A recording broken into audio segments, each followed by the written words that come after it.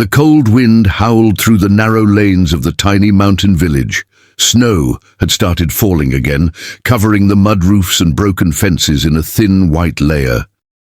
Mira, a thin girl of about 18, wrapped a torn shawl tighter around her shoulders as she stepped out of her small wooden hut. Her bare feet crunched on the icy ground as she walked towards the edge of the forest. Her eyes scanned the ground carefully, looking for dry branches or fallen twigs she could collect. Her fingers were red from the cold, but she didn't stop. Her mother had been sick for days, coughing endlessly through the night, and there was no firewood left to keep her warm. Mira's stomach growled, but she ignored it. The village was quiet, except for the occasional barking of a stray dog and the distant caw of crows circling above. Her clothes were thin, patched in places, and not made for the freezing wind that swept down from the mountain. A few villagers watched her from their windows, but no one offered help. They all had their own troubles. Mira bent down to pick up a half-buried stick when she heard a faint sound, like a voice, muffled and far away. She paused, her eyes narrowing, listening again. The sound came once more, softer this time, like someone calling out weakly. She turned towards the trees, uncertain and afraid. The mountain was dangerous, especially at this hour, but something in the voice pulled at her heart. She took a deep breath, tightened her shawl, and slowly walked towards the sound. Mira moved cautiously toward the dense line of trees that bordered the village. The snow was falling faster now, soft flakes clinging to her lashes and soaking into her shawl. Her ears strained in the silence, trying to catch the voice again. For a moment, there was nothing but the sound of her own breathing and the crunch of snow beneath her feet. Then she heard it, faint, broken, like someone calling for help. Her heart began to race. The sound was coming from deeper inside the woods, just past the line where the trees grew thick and close together. She hesitated, glancing back at the village. No one was around. Smoke curled from chimneys, doors were shut tight. She could go back, pretend she hadn't heard anything, but she didn't. Instead, she stepped past the first trees, brushing aside branches heavy with snow. The cold grew sharper here, biting into her skin. The forest floor was uneven, rocks hidden under the snow, roots twisting like traps. She moved slowly, following the sound, which came again, barely a whisper now. Her eyes scanned the ground ahead, her breath forming clouds in the air. Everything was white and grey, still and cold. Then she saw something, movement behind a bush, a flicker of dark fabric against the snow. She hurried forward, her heart pounding. A man lay crumpled on the ground, half buried in snow, one arm twisted at an odd angle. Blood stained the side of his face. His lips moved slightly, eyes barely open. Mira dropped to her knees beside him, panic rising in her chest. She shook his shoulder gently, trying to keep him awake. He muttered something she couldn't understand, then fell silent. She looked around, no one in sight, no help coming. The snow was falling harder now. She had to get him out of there. Mira's hands trembled as she brushed snow off the man's face, revealing a deep gash above his eyebrow. His skin was pale, almost bluish, and his breath came in short, uneven gasps. He wore a thick jacket, but it was torn down one sleeve, and the snow had soaked through his clothes. Her eyes quickly scanned his body, noting the awkward angle of his leg. It looked broken. One of his boots was missing, and his hand clutched the frozen ground, as if he'd tried to crawl before giving up. Mira had never seen anyone like him before. His clothes, even torn and dirty, looked expensive. The watch on his wrist had a strange logo she didn't recognize. She leaned closer, trying to understand who he was and how he had ended up like this. His eyes flickered open for a second, unfocused, then closed again. His lips moved, but no sound came out. Mira felt a wave of fear wash over her.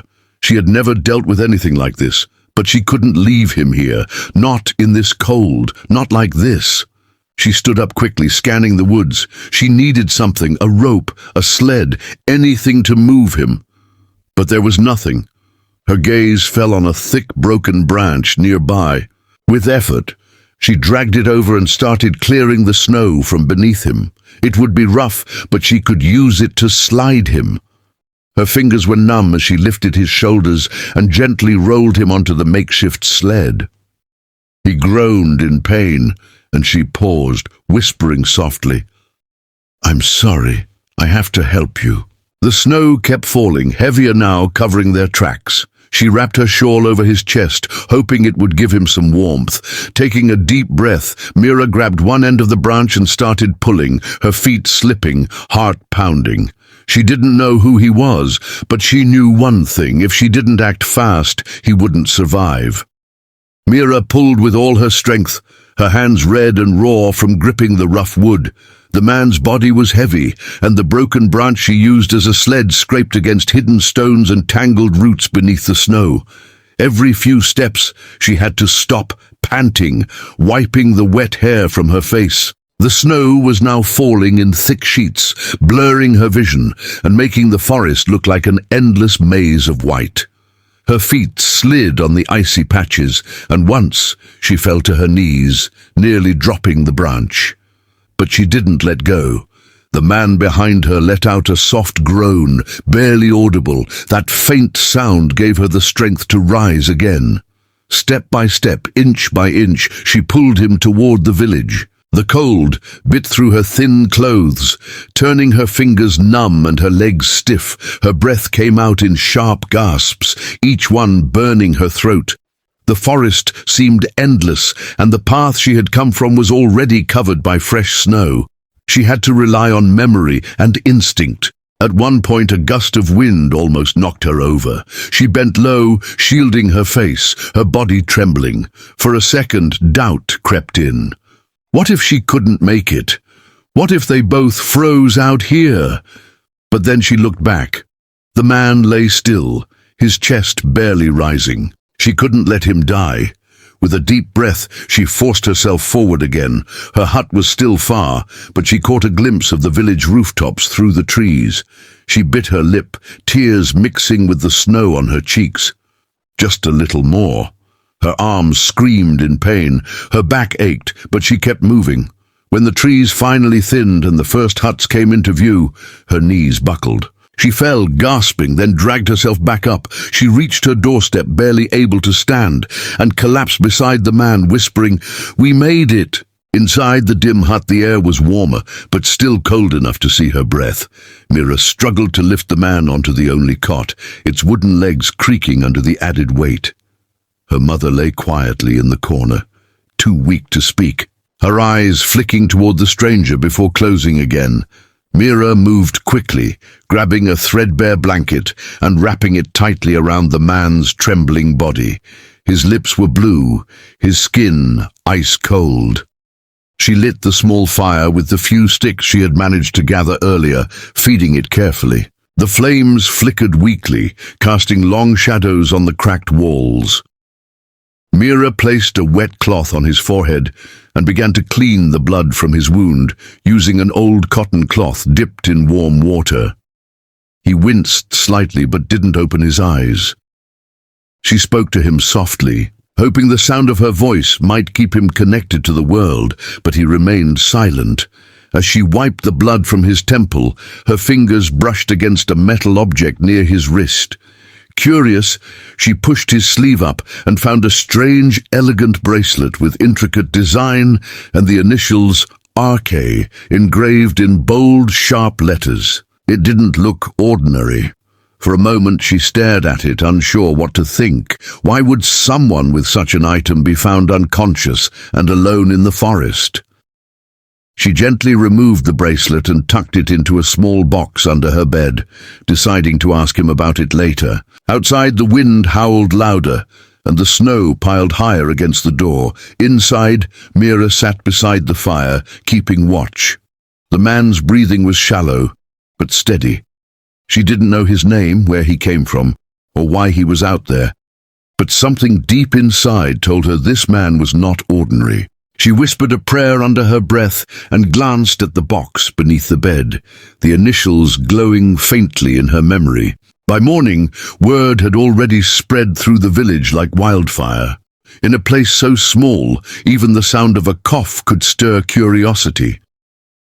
A few neighbors wandered near Mira's hut, pretending to pass by, their eyes stealing glances at the closed door. Whispers began to swirl in the icy air. She brought someone home, a man from the forest. Looked rich but injured. Mira had gone out to fetch herbs for her mother and came back to find 3 women standing just outside her doorway, murmuring in hushed voices. They fell silent as she approached, offering tight smiles and quick glances at each other. She didn't say a word, simply nodded and walked past them. Inside, the stranger still lay unconscious, though his fever had lessened. Mira checked his forehead, then added a few sticks to the fire. Her mother watched silently from the bed, her eyes filled with concern. By afternoon, the whispers had grown louder. Children ran to the windows and peered in, only to be called away by nervous parents. An old man at the village well shook his head and muttered, "Outsiders bring trouble." Others speculated more wildly. Some said he was a criminal, escaping from the city. Others thought he might be someone important, maybe even involved in politics. One man, Ratan, who ran the tea stall, claimed he'd seen a watch like that only in big city showrooms. "Cost more than 10 years of work," he said, sipping his tea slowly, letting the words sink into the others. No one knew the truth, but everyone had an opinion. And in a village where poverty left little room for secrets, the mystery of the unconscious man in Mira's hut became the talk of every home. Mira, aware of the eyes on her, kept her door closed, her head down, and her focus on the man whose name she still didn't know. That night, the village fell into its usual quiet, broken only by the sound of wind pushing against loose shutters and the occasional creak of an old wooden roof. Mira sat beside the fire, her eyes heavy with sleep, but she refused to rest. The man on the cot had stirred a few times, mumbling incoherently, but hadn't regained full consciousness. Her mother was asleep, her breathing shallow yet steady. Mira leaned back against the wall, her head tilted slightly, eyes fluttering shut for a moment. Then there was a faint creak. It was so soft, it could have been the wind or a footstep. Her eyes snapped open. She stayed still, listening. Another creak, closer this time, from the back of the hut. Her heart raced. Quietly, she reached for the wooden stick she kept beside the door. The fire flickered, casting shadows. Then, from the darkness near the rear window, a figure moved. A man, dressed in dark clothes, crouched low, trying not to make noise. He didn't see her yet. His eyes were locked on the unconscious man. Mira recognized him. It was Jagan, a bitter villager known for gambling and theft. He stepped closer to the cot, pulled back the blanket slightly, and began patting the stranger's pockets. Mira stood slowly, heart pounding. The bracelet, he must have heard about it. He fumbled through the stranger's jacket, cursing under his breath when he found nothing. That was when Mira shouted, "Stop!" Jagan froze, then turned sharply, eyes wide with panic. She raised the stick, standing between him and the door. He sneered. "You don't know who he is. Could be a murderer. You should have let him die." Mira's grip tightened. "Leave. Now!" For a second, he looked like he might attack. But then he spat on the floor, muttered a threat under his breath, and backed out into the night. She locked the door behind him, her hands shaking. The fire crackled louder, as if sensing her fear. The next morning arrived with a pale light filtering through the cracks in the wooden walls. The snow outside had stopped, leaving the village buried in white silence. Inside the hut, the fire had burned low. Mira was crouched beside it, rubbing her hands together for warmth, when she heard a soft rustling behind her. She turned quickly. The man on the cot was stirring. His head moved slightly and his eyes fluttered open, confused and unfocused. Mira rushed to his side, kneeling beside the cot. "You're awake," she said gently, her voice both relieved and cautious. He blinked slowly, trying to make sense of the dim room, the fire, the unfamiliar face. "Where?" he managed to whisper, his voice hoarse and dry. Mira poured some warm water from a metal cup and held it to his lips. He drank slowly, every swallow seeming like an effort. "You were in the forest," she told him softly. "You fell or were hurt.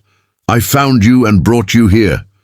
He tried to sit up but winced in pain, clutching his side. She placed a hand on his shoulder. "Don't move too much. You're still healing." He looked at her, eyes filled with confusion and wariness. "My name is Raj," he said after a pause, his voice still weak. Mira nodded. "I'm Mira. You've been unconscious for 2 days." He looked around slowly, his gaze falling on her mother, then the cracked walls, then the little fire struggling to stay alive. "This, your home?" She nodded again. Raj fell silent, taking in the reality of his surroundings. He didn't say much else, but his eyes followed her as she moved around the room, as if trying to read who she really was. Mira didn't question him further, though 1,000 thoughts ran through her mind. Who was he, really? Why had he been in the forest alone, so far from any road or path? But for now, she simply helped him sit up, offering him some soup. Raj looked at her with quiet gratitude, but something in his eyes suggested he was holding something back. Over the next few days, Raj slowly regained his strength. The bruises on his face faded, and the fever finally broke. Mira continued to care for him without asking questions, though curiosity lingered in her eyes. She cooked simple meals, rice, lentils, wild herbs, and helped him sit near the fire during the day. Raj began to talk more, asking about the village, about Mira's life, about the people around them. He learned that her father had died years ago in a landslide, leaving her and her mother to survive on whatever Mira could gather or earn through small chores. There was a quiet resilience in her voice. Never once did she complain, even while describing hardship. Rajesh watched her closely, noticing how she gave her mother the larger portion of food, how she patched torn clothes with tiny, careful stitches, how she smiled despite exhaustion. The simplicity of her world both humbled and fascinated him. He, in turn, offered to help wherever he could, though still recovering. He insisted on chopping wood with one hand or drawing water from the well. At first, Mira refused, afraid he might worsen his injury, but he gently insisted, saying he needed to feel useful. The villagers, who had been watching from a distance, were surprised to see Mira's hut now more active than ever. Some began to soften, offering small help, a bowl of milk, an extra loaf of bread, curious about the stranger who worked silently and never asked for anything. Raj never spoke of his past, never mentioned his full name or where he came from. Mira didn't press.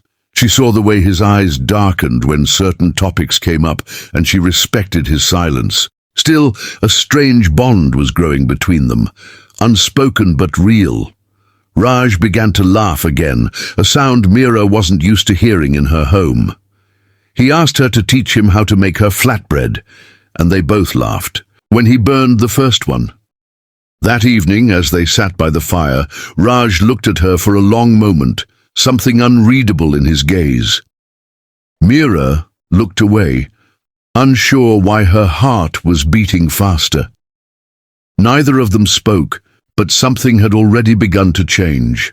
One afternoon, while Mira was away collecting herbs near the frozen stream, Raj sat outside the hut, wrapped in a thick shawl. The sun was weak, but gave just enough warmth to sit in. He watched the village children play in the snow, their laughter echoing off the hills. Some adults passed by, nodding at him politely. A few even smiled. It was quiet, peaceful, a life he had never experienced. But beneath that peace, a storm churned inside him. His phone had been lost during the fall. No one knew who he was here, and for the first time in years he felt free, yet it was temporary. He knew that. He knew what waited for him beyond the forest, in the world where his name mattered. That evening, Mira returned with a bundle of herbs, her cheeks red from the cold. She handed him a small pouch of crushed leaves. "For your pain," she said. He smiled and took it, his fingers brushing hers briefly. There was something he wanted to say, something that had been weighing on him for days, but before he could speak, a knock came at the door. It was the village headman, along with two strangers in thick coats, their accents different, outsiders. "We're looking for someone," one of them said, his eyes sharp. Raj froze. Meera looked from the men to Raj, sensing something shift.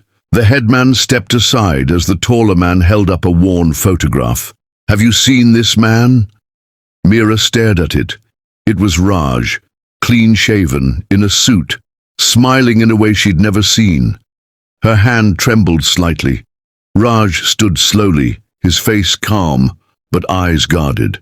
"I think we should talk outside," he said. The men nodded. Meera watched him walk out with them, her heart thudding in her chest. Moments passed. The wind picked up. Then the door opened again, and Raj stepped in alone. He looked at her, the mask gone, a quiet sadness in his eyes. "There are things I haven't told you," he said softly. Meera didn't speak. She just nodded, waiting. Raj sat down slowly beside the fire, the warmth brushing against his face, but his expression remained distant. Meera sat across from him, her hands folded tightly in her lap. The flickering light danced in her eyes, but they never left his face. "My full name is Rajveer Kapoor," he said after a long pause. "I own a chain of companies, hotels, airlines, real estate. I've spent most of my life in cities, boardrooms, media flashes. People don't talk to me the way you do. They're either scared of my name or eager to use it." His voice was steady but low, like each word cost something. "I came to these mountains for a break. Alone, no staff, no press, no phones. I thought I'd escape the noise. But during the hike, a part of the trail collapsed. I fell. The rest, you know." Meera listened, unmoving, her mind racing. It all made sense now. The watch, the bracelet, the strangers. She should have guessed. And yet a part of her had hoped he was just Raj, the quiet man who burned flatbread and laughed at her stories. "Why didn't you tell me earlier?" she asked quietly. "I was afraid everything would change," he admitted, "that you'd look at me differently." He looked up, meeting her gaze. "But today reminded me I can't hide forever."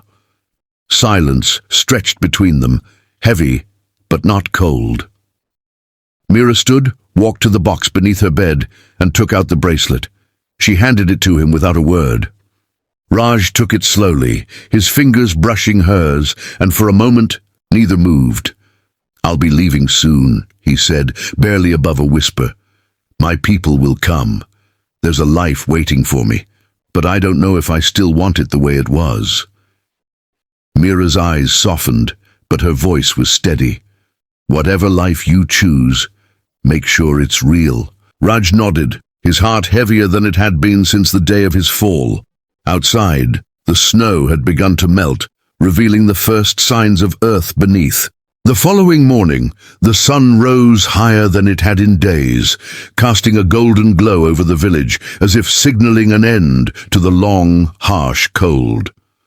Meera stepped out to fetch water, the pail in her hand trembling slightly as her thoughts drifted back to Raj's confession. Inside the hut, Raj stood by the window, watching her, torn between two worlds. The sound of approaching vehicles echoed through the valley. Unfamiliar, sleek black cars rolling onto the muddy path leading to Meera's hut. Villagers gathered quickly, murmuring in awe. Men in suits stepped out, their presence sharp against the backdrop of worn-out homes and snowy rooftops. One of them walked ahead, holding a phone, speaking Raj's name with urgency. Raj stepped outside, his tall figure wrapped in Meera's old shawl, a strange blend of two lives. "Sir, we've found you," the assistant said, almost breathless. "Everyone's been searching. Media's going mad. There's a press conference waiting." Raj looked past him, to the village, to Meera. She had paused by the well, watching quietly, not moving, her eyes unreadable. "I'm not going back. Not yet," Raj said simply. The men exchanged puzzled glances. "But sir, your mother's worried. You're bored." "They can wait," he interrupted. "Tell them I'm safe." He turned and walked toward Mira, each step slow, deliberate. When he reached her, she didn't speak. He took the pail from her hands gently. "You saved me," he said, voice low. "But more than that, you showed me who I am when no one's watching." Mira lowered her eyes, unsure of what to say. Raj continued, "I'm not here out of guilt or gratitude. I'm here because I don't want to lose this. Lose you." The pail between them swayed slightly. She finally looked up. "What will happen when you leave?" "I don't know," he replied honestly. "But if you'll let me, I want to come back, not as Rajveer Kapoor, but just Raj." The wind stirred between them, gentle this time, and for once, it didn't feel like goodbye. The cars remained parked at the edge of the village, waiting for Raj, but he didn't move toward them. Instead, he stood with Mira by the well, their shadows stretching long in the early morning light. The village was still quiet, the only sounds coming from the wind that danced through the trees and the distant murmur of voices from the gathered villagers. Mira looked at him, her heart a storm of emotions, confusion, relief, and an unfamiliar sense of hope. Raj seemed at peace, though, like the weight of the world had been lifted from his shoulders. "Mira," he said quietly, his voice carrying a certain resolve, "I've lived my life behind walls, walls built from money, power, expectations. But you showed me something different. You didn't care who I was, what I owned. You saw me." She didn't know how to respond. The words stuck in her throat. What could she say? How could she answer the question he hadn't asked aloud? The question that hung between them like a fragile thread. "I've made a decision," Raj continued, his gaze unwavering.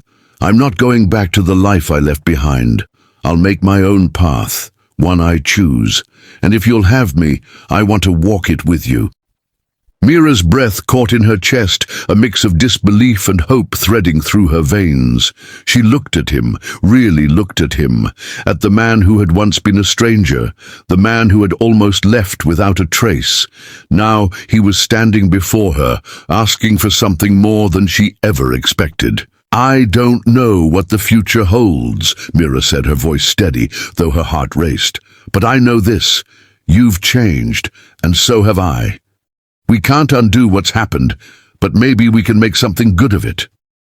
Raj smiled, a real smile, one that reached his eyes. It was the kind of smile that spoke of possibility, of new beginnings. He reached out and gently took her hand. The villagers who had been watching stepped back, sensing the shift, as if the moment belonged to them alone. "Then let's start together," Raj said, his voice low but full of promise. And as they stood there, hand in hand, the world seemed to open up in front of them. The snow was melting, the earth softening beneath the warmth of their newfound bond. The future was uncertain, yes, but for the first time in a long time, both Raj and Mira felt ready to face it, together.